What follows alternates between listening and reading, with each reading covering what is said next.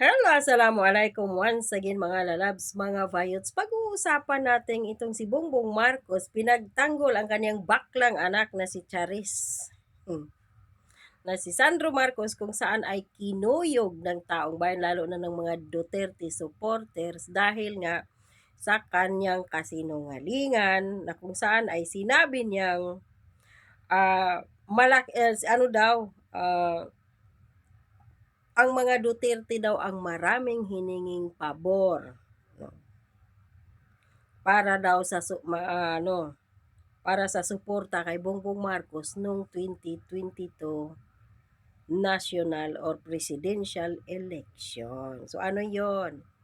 Ayon dito sa balita ng Pinoy Showbiz Facebook page, lakas ng amats ni Charis naman.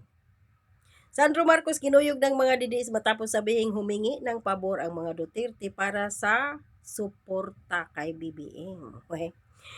Inilahad ni Ilocos Representative Sandro Marcos na umano'y sa kanyang interview to ha, ewan ko kung saan ano yung kay Martin Romualdez yata yun na parang TV station or something ganyan. Umano'y mga kondisyong inilatag ng kampo ng Duterte administration kapalit ng suporta sa presidential bid ng kanyang ama na si Pangulong Ferdinand Marcos Jr. So ayon kay Sandro, nagtungo umano sila sa Malacanang upang humingi ng suporta para sa kandidatura ng kanyang ama. Gayunman, sinabi niyang halos 2 oras silang naghintay bago makausap ang tatlong kinatawan sa halip na direktang makaharap ang nooy Pangulong Duterte. Tanga pala kayo eh. Bakit kayo pumunta doon na wala pala kayong imbitasyon? Wala kayong appointment. So nagtungo lang kayo doon, kusang loob. Hindi kayo pinatawag ng presidente. Tapos nung hindi kayo hinarap, kung totoo man yun, problema na ninyo yun. Manghihingi kayo ng tulong sa presidente na si Duterte para kay Marcos Jr. Ilang beses ba sinabi ni Duterte noon?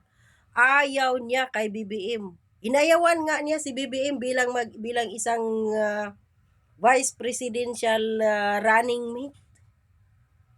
Ilan ba sila pumunta sa Davao noon para kumbinsihin si Duterte, dating Mayor Duterte pa siya, na magiging running mate niya sa 2016 presidential election. Trillanes. Sino ba? Alan Peter Cayetano. At si Bongbong Marcos. Yun lang yung natandaan ko noon eh.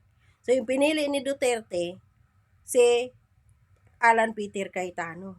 Hindi niya pinili si Marcos Jr. dahil alam niyang adik. Later on na lang yun ini-reveal kung bakit ayaw niya kay Bongbong Marcos. Tapos, si Trillanes, alam naman natin na asong ulol yun at traidor. Kaya ayaw na dahil alam niya, tatraidorin siya ni Trilileng. O, diba? So, ngayon, pumunta kayo doon na wala kayong appointment sa presidente. Tapos, naghintay kayo ng 2 oras. So, kasalanan yun ng presidente. Hindi naman kayo pinatawag ni dating Pangulong Duterte na, hoy, punta kayo dito pagkatapos hindi kayo hinarap. Walang ganyan. Appointment yun mismo si Willie Rebillame pa nga nagsabi eh. At yung mga banatiros vloggers.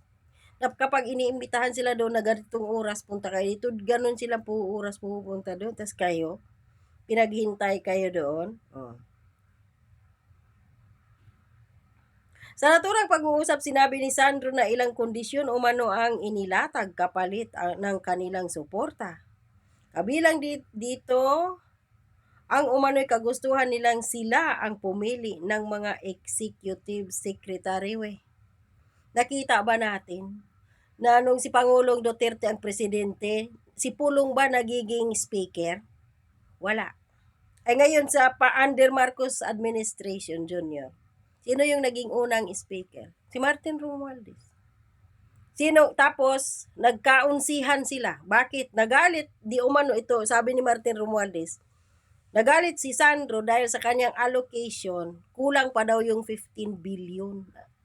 Kay Martin Romualdez, 14 billion. Kaya, tinalsik ni Sandro Marcos si Martin Romualdez bilang speaker at ipinalit si Bujide na kanlading aso na tinatapunan ng boto para masunod kung ano yung gusto ni Sandro Marcos ng mga budget allocation.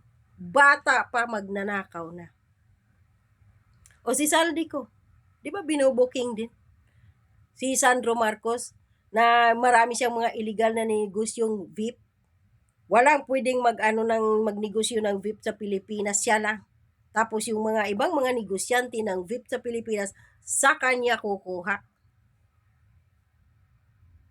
Di ba? Gusto lang pumili.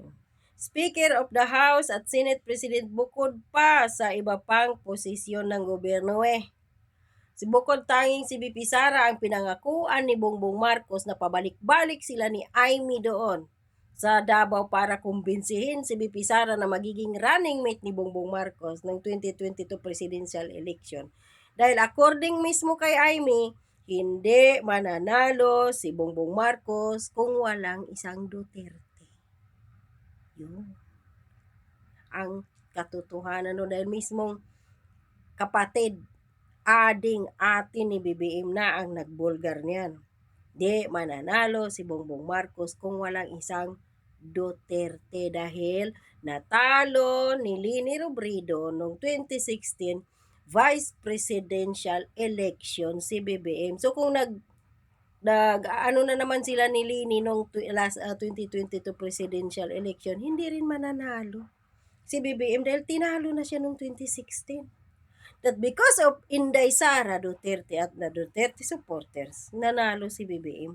Nakaupo ngayon sa Malacanang at ayan, malayang naglimas sa kaban ng bayan. So ayon pa dito, hindi naman pinangalanan ni Sandro ang tatlong umano'y nakipag-usap sa kanila kaya hindi rin malinaw sa kanyang pahayag kung sino ang particular na naglatag ng mga naturang kondisyon. Chismis lang yan. Pampalihis ng isyu ngayon dahil sa flood controls ngayon, sa matinding pagbaha dyan sa Luzon, hinahanap ngayon ng taong bayan ang flood control projects na pilit pinapatigil ni Erwin Tulfo para maprotektahan si Bongbong Marcos at ang amo ni Erwin Tulfo na si Martin Romualdez. Binuto-boto nyo kasi yung Tulfo na yan Ayan. Nagboto kayo ng na kay Bam Aquino na wala man yung kwenta dahil magkaano sila kaibigan sila behind closed doors. Kasunod ang pagkalat ng pahayag, naging mainit ang diskusyon online. Ilang netizens ang nag-question sa kwento ni Sandro na inalala ang mga pangyayaring naganap noong eleksyon. Ang kapal naman ng mukha ni Sandro, sabi dito. Hindi ba niya naalala na ang tatay niya at si Romualdez ang sumadya pa sa Cebu para lang i-convince si Vice Mayor or si Mayor Sara na tumakbo bilang presidente kahit nga raw VP na nga siya, tapos mga Duterte pa ang hihingi ng pabor. Lakas ng amat. Oo.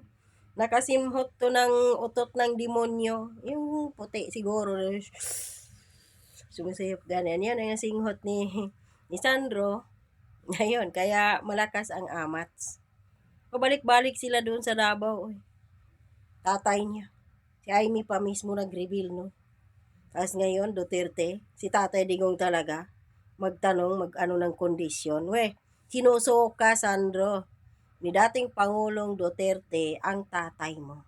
Kaya nga yan, ninyo pinakulong si Duterte sa ICC. Dahil gumanti kayo. Dahil hindi ni Duterte, sinuportahan ang tatay mo at ibinulgar pang adik at bangag. Huwag ka na magsinungaling. Lumabas ka ngayon, nagawa ka ng ganitong istorya para mabaling yung atensyon ng taong bayan sa malaking baha dyan sa Luzon. Ayan, pati yung sa'yo, yung sa lugar mo doon, yung corruption mo na may ilog, puro haligi lang, di ba ba?